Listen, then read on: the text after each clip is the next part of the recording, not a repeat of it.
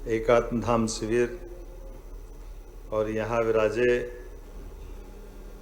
परम पूज्य शंकर भारती महाराज साहब, महास्वामी संस्थापक वेदांत भारती, मठाधिपति योगानंदनेश्वरम सरस्वती मठ मैसूर, आपके चरणों में प्रणाम करता हूँ, अभिनंदन करता हूँ। मध्य प्रदेश सरकार की ओर से आपका पुनः वंदन अभिनंदन। कथा व्यासपीठ पर विराजमान परम पूज्य गोविंद देव गुरु जी महाराज साहब, जो 89वीं संस्थान के कोषाध्यक्ष श्री राम जन्मभूमि तीर्थ न्यास क्षेत्र में अपनी ओर से आचार्य शंकर के धाम को समर्पित इस एकात्म धाम में विराजे सभी संत वृंद के चरणों में प्रणाम करता हूँ, सबका अभिनंदन करता हूँ, सबसे आशीष चाहता हूँ।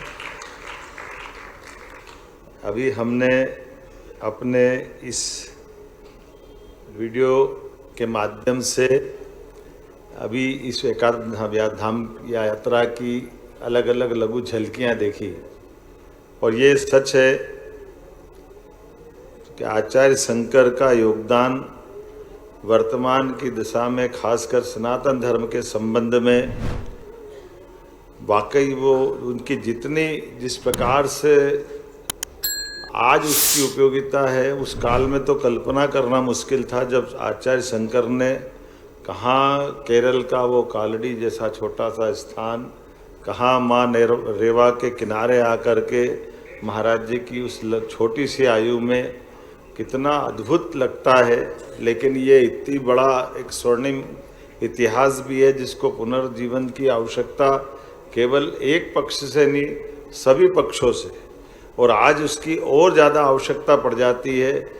जब हम एकात्मता की बात करते हैं तो यत् पिंडे तत् ब्रह्मांडे, उसी ध्येय वाक्य की तरफ वो संस्कृति को ले जाने के लिए समूचा जीवन उनका लगा। लेकिन जीवन से बढ़कर के उन्होंने अपने प्रत्येक क्षण को जिस पुरुषार्थी भाव से जी करके वर्तमान की देश की सांस्कृतिक एकता के लिए काम किया, सनातन धर्म के लिए काम किया, सब प्रकार से उस काल से लिए गए संकल्प आज भी चराचर जगत में उस बात के लिए सदैव उनकी पूजा करते रहेंगे, उनका स्मरण करते रहेंगे, सदैव हमको आनंद देते रहेंगे। मैं आज के इस अवसर पर मध्य प्रदेश सरकार की ओर से यहाँ जितने प्रकार के आयोजन हो रहे हैं, उन आयोजनों में सरकार की जो भूमिका रहेगी वो सदैव संत वृंद के मार्गदर्शन में, जो हमारे न्यास के जो उद्देश्य है, उस उद्देश्य की प्रतिपूर्ति के लिए जहाँ हमारी आवश्यकता पड़ेगी सरकार सदैव साथ खड़ी है। लेकिन आज इसको और तेज गति से बढ़ाने की आवश्यकता है। हम सब जानते हैं हमारी लौकिक दुनिया में गणतंत्र के अंदर कई जगह इसके अपने आनंद भी है और कई जगह हमारी बेड़ियां भी बन जाती है। पता नहीं क्या हो जाता है। जहाँ दक्षिण से, केरल से आचार्य शंकर ने जिस सनातन धर्म के लिए, हिंदू धर्म के लिए बात कही है, कहीं न कहीं राज्यों के अंदर अलग अलग भूमिका के आधार पर हमको लगता है कि जो आरोह अवरोह आ रहे हैं उस प्रभाव को सस्वर आगे बढ़ाने के लिए कितना अटपटा लगता है कि विरोधाभासी बातें भी है। लेकिन परमात्मा की कृपा से यशस्वी प्रधानमंत्री के नेतृत्व में श्रीमान नरेंद्र मोदी जी का कार्यकाल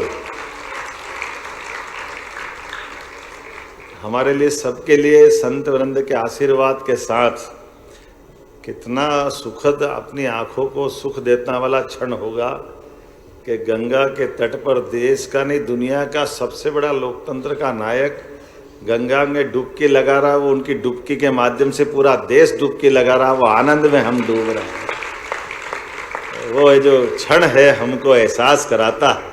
वो रुद्राक्ष की माल एक एक पोर पोर से चीख करके अपनी आवाज़ दे रही है कि शंकराचार्य आपको आशीर्वाद दे रहे हैं, आगे बढ़ाओ, भारतीय संस्कृति की पताका दुनिया में लहराओ, दुनिया में आपका इंतजार कर रहा है। हमारा ये समस्त संतों का, समस्त शास्त्रों का, समूची जीवन शैली का और वो विश्व बंधुत्व की भावना का आह्वान अपनी आँखों के सामने चरितार्थ होता दिखे तो दुनिया में कितना अच्छा लगता है।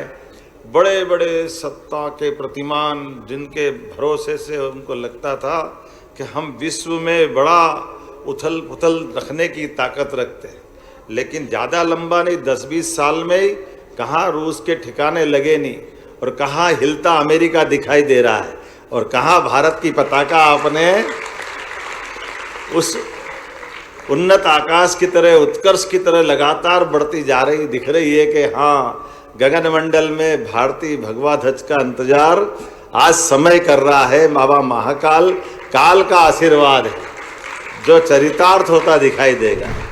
मेरी अपनी ओर से आज के इस अवसर पर संतवृंद के चरणों में प्रणाम, और उम्मीद करेंगे ये जो शाश्वत कभी कभी जो नहीं समझते उनकी अपनी छोटी भावना के आधार पर हमको वो एक सीमित दायरे में देखते हैं, लेकिन सूर्य के ऊपर बादल की घटा अगर छा जाए, इसका मतलब बादल से सूर्य की कोई तुलना नहीं हो सकती है। सूर्य तो सूर्यनारायण है। ऐसे कई बादल आएंगे और जाएंगे, इन घटाओं का घटे के रास्ते पे होगा, ये घटती जाएगी और हमारा उत्तरायण का सूर्य और दिन ब दिन आगे बढ़ता जाएगा, उत्कर्ष की तरफ जाएगा। इस कामना के साथ मैं महाराज जी से विनम्र प्रार्थना करता हूं कि आज की हमारी कथा प्रारंभ करें, और आपके शंकराचार्य जी के चरणों में प्रणाम करता हूं। लेटेस्ट खबरों के लिए लाइक, फॉलो और YouTube पर सब्सक्राइब करें, बेल आइकन दबाएं, साथ ही विजिट करें swedishlive.com पर।